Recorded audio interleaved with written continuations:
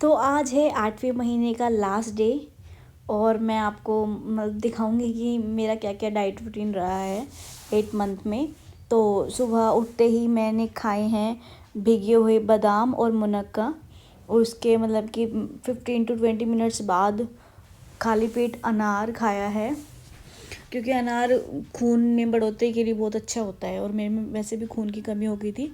तो डॉक्टर ने खाली पेट अनार खाना मुझे बताया था, तो मैं डेली ही अनार खाती हूँ और ये सुबह सुबह खाली पेट खाती हूँ। वो आपके ऊपर डिपेंड है, आप चाहिए कुछ खाकर खाओ अनार या खाली पेट खाओ, लेकिन ऐसे बोलते हैं कि खाली पेट अनार खाने से खून जल्दी बढ़ता है। फिर अनार खाने के बाद खाने की तैयारी हो गई थी और माँ ने बना दी थी बढ़िया सी कढ़ी। कढ़ी मैंने आज तक नहीं खाई थी, मतलब मुझे पसंद नहीं थी, लेकिन ससुराल में आने के बाद मैंने कढ़ी खाना शुरू कर दिया, क्योंकि वाकई में बहुत टेस्टी बनाती हैं। इसमें प्याज, लहसुन, आल प्याज और छोले वगैरह सब कुछ डाल के माँ बनाती हैं, तो बहुत टेस्टी लगती है। फिर मैंने सुबह का खाना खाया, रोटी और हरी मिर्च मुझे इस टाइम पे बहुत टेस्टी लगती हैं। रोटी, हरी मिर्च और कढ़ी के साथ मैंने सुबह का खाना खाया। और कढ़ी के साथ खाना मतलब एकदम देसी है, एकदम बड़ा टेस्टी लगता है, और चूल्हे की रोटी गरम गरम। उसके बाद फिर 11:30 का टाइम हो गया था और नारियल पानी पीना भी बहुत ज़रूरी होता है ताकि पानी की कमी ना हो। वैसे तो आप नॉर्मल वाटर भी पी सकते हो, लेकिन नारियल पानी भी काफ़ी अच्छा होता है। फिर मैंने फटाफट नारियल में से पानी निकालना भी बड़ा ही अपने आप में बहुत बड़ा काम है। तो मैंने इसका पानी निकाला अच्छे से।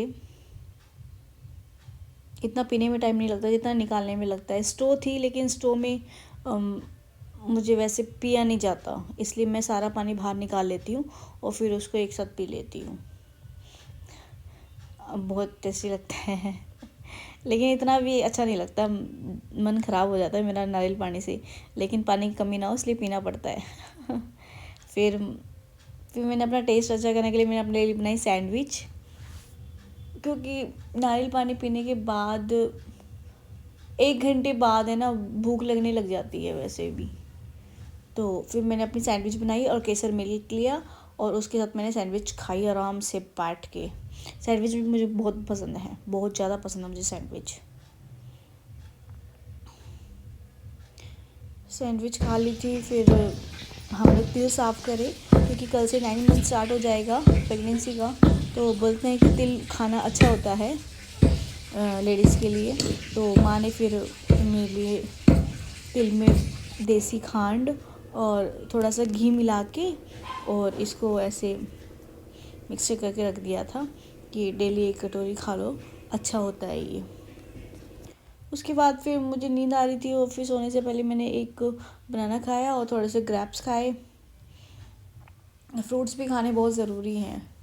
तो फिर मैंने दोनों चीज़ें खाई आराम से बैठ के। और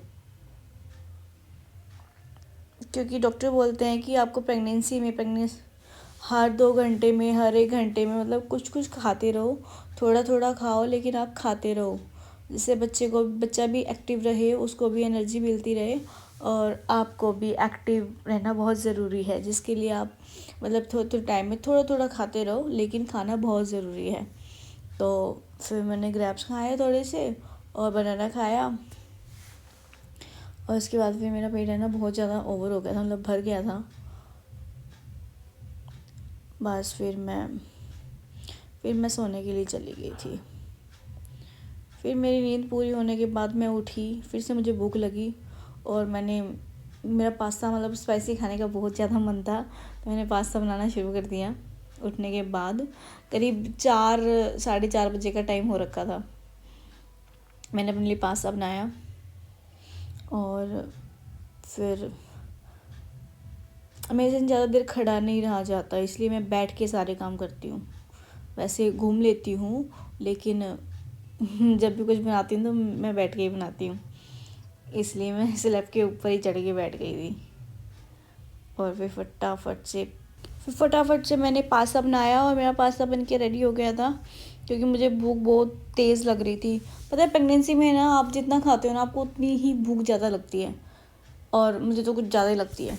तो मैंने फिर पास्ता अपने लिए बनाया और फिर इसको खा के फिनिश किया।